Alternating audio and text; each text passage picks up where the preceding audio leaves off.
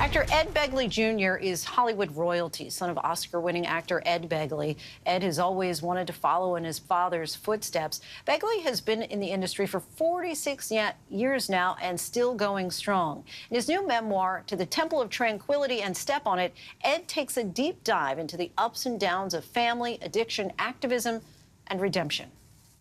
To the Temple of Tranquility and Step on It. Where'd you come up with that title? My friend Dick Stahl, a wonderful actor, an actor in TV and films, and on stage as an improv actor. But this one, I'm told, if the story I heard is correct, he said that in real life he had, like me, been really motivated by the Beatles when they went to see the Maharishi and began pursuing different, philosophical and spiritual paths and what have you. So he made arrangements to go to this ashram somewhere in Indonesia, some little island somewhere called the Temple of Tranquility. But his flight was late leaving LAX. So he missed the flight in Hawaii that was going to the Philippines. And then he didn't get on the merchant marine vessel. He had booked a passage. So when he finally did get there and was much delayed, he ran up the dock, got a little rickshaw, and said to the driver, he said, "The Temple of Tranquility, and step on it." So I thought that was rather ironic and funny. So I thought it'd be a good title of the book. You really talk a lot about addiction, failure, redemption. What was it like for you to revisit those experiences of your life? It's been good because a lot of it I've revisited many times over the years, but some I had not. So the keyboard in writing this became like a Ouija board that actually worked.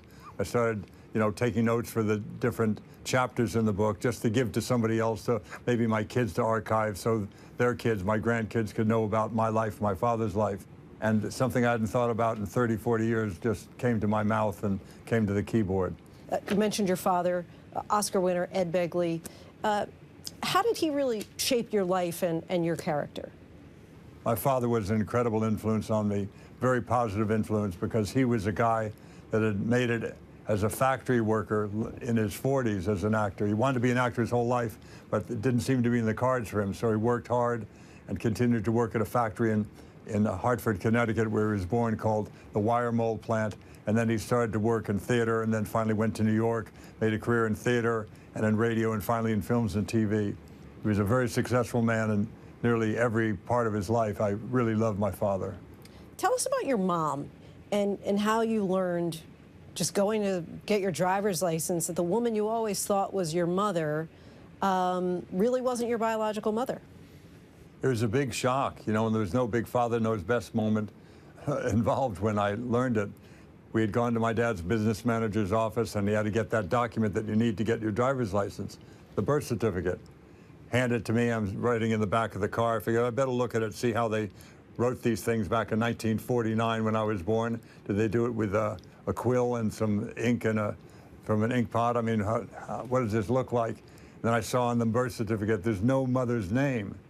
I thought that odd, so I said to my dad who was driving, "Dad, why is there no mother's name on my birth certificate?" And he says, "Amanda wasn't your mother. That was a woman I knew to be my mother because she had raised me, passed away when I was 7, and that was Mom, only that was not the case." So there was no, "Hey, son, sit down." No, there was no pulling off the road even. He just kept driving.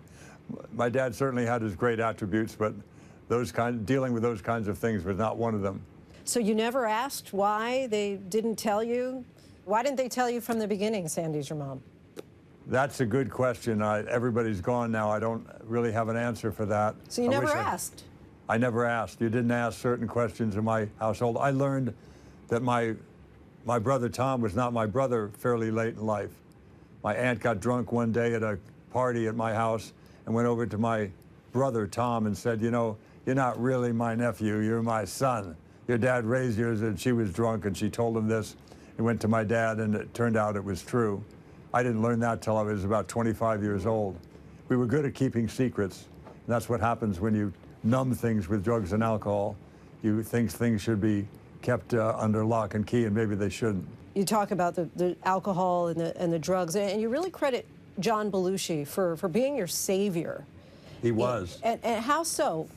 He and Judy took me out of the conversation pit at the El Presidente Hotel in Durango, Mexico. I was drinking so much I became a source of concern for John Belushi. So I was really a quarter-day alcoholic madman, and John was quite helpful in me getting sober. So a great comedian, and I don't like to focus on the the problems he had in his sadly short life, but I had a lot myself, and he and Judy both helped me with them. How did you end up becoming an environmentalist? I mean, today it's kind of in vogue for people to talk about saving the planet and climate change, global warming, but you've been really talking about this for decades. Because it was affecting me as a young man. I lived 2 decades, 20 years in that smoggy air in LA. After 2 decades, I said, enough already. What, they're having something called Earth Day? What does that mean? How can I help? And what are you going to do after that one? That one day is great to celebrate the Earth for one day. What about the other 364? And some of the organizers told me, said, well, what we intend to do is clean up the air in LA and clean up the water. And I knew both were true because I'd lived with the smog. It seared my lungs. So I got involved in 1970, and we've cleaned up a lot of the waterways. The air is not dirtier. It's cleaner in LA than it was in 1970. Now, we still have people that we got to help today. People live near the ports of Long Beach and Los Angeles, people near the shipping centers, those fulfillment centers. There's now additional pollution because of those industries. We have to help those people, and I mean today, and we can do it. We've proven that we can do it. What would you like readers to take away from the book, and was there anything that you learned about yourself as you were writing it?